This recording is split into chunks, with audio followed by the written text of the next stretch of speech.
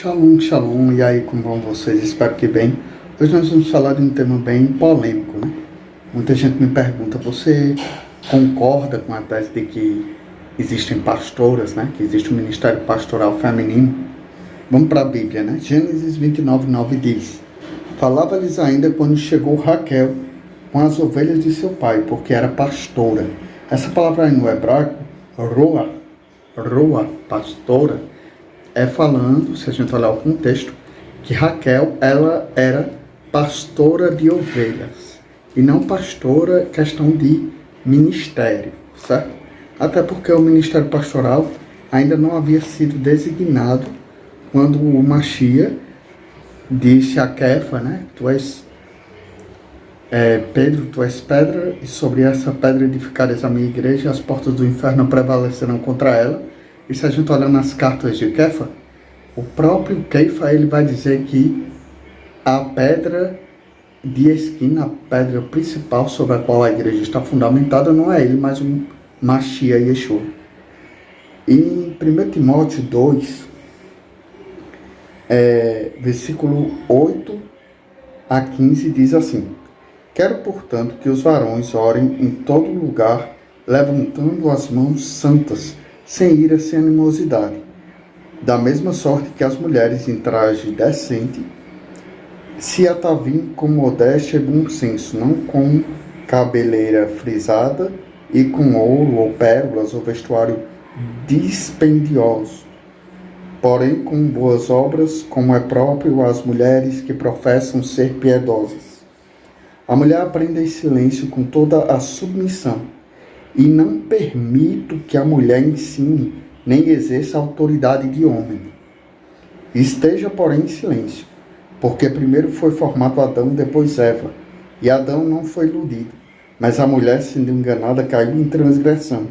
Todavia será preservada através de sua missão de mãe, se ela permanecer na fé e amor e santificação com bom senso.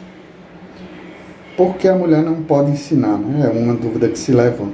As mulheres cristãs gozavam de maior liberdade para aprender que as mulheres judias ou gregas da época.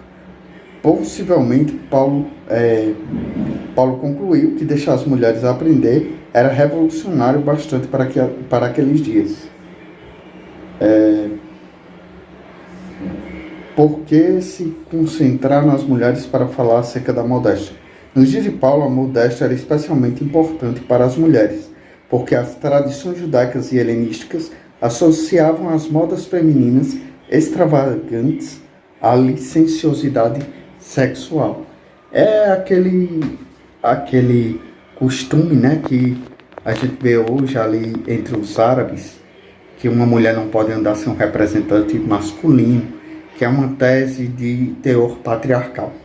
Mas nós vimos aqui, tanto no contexto veterotestamentário, onde aparece a pastora Raquel, né? A Roa, a pastora de ovelhas, e não uma pastora ministerial, né? Então, veterotestamentarmente, nós não vamos achar nenhum respaldo para o pastoreio feminino. E após a instituição da igreja, né? Quando o Machia restitui a comunhão de Kefa, após ressuscitar, e a igreja é inaugurada pelo Machia e Yeshua, antes dele ser assunto aos céus. E posteriormente, na carta a Tiago, nós vemos: e não permite que as mulheres exerçam autoridade de homem. E também ele aconselha sobre a modéstia, as roupas condignas, bem ataviadas, né? E o respeito para com o homem, que é a coroa da criação. Não estamos defendendo aqui o machismo, nem o feminismo. Não estamos aqui dizendo que a mulher ela vai ser uma escrava do homem, porque não é o que a Bíblia diz. Quando a Bíblia diz exerquinegdou, uma adjuntora que ele seja idônea, é semelhante a ele. Por isso que ela não é tirada do pé nem da cabeça, ela é tirada da costela, para andar lado a lado com o homem. Só que como o homem foi criado primeiro, e a mulher foi criada por causa do homem, não o homem por causa da mulher, e também a questão da maldição pós-queda que a mulher recebeu, tudo isso coopera para o fato dela ser submissa ao esposo, como a própria Sara era submissa a Abraão. Sara, ela era submissa a Abraão a ponto de chamá-lo de Senhor, de Adon, ou Adoni, meu Senhor. Então, nós temos que tomar isso como exemplo, né? As mulheres da era vindoura, da era odierna, entendermos de uma vez por todas, que não tem nenhum respaldo no hebraico, no aramaico, nem no grego, nos originais da Bíblia, nem tampouco no contexto das Escrituras, que defendam a tese de uma liderança feminina no contexto aí de pastoreado.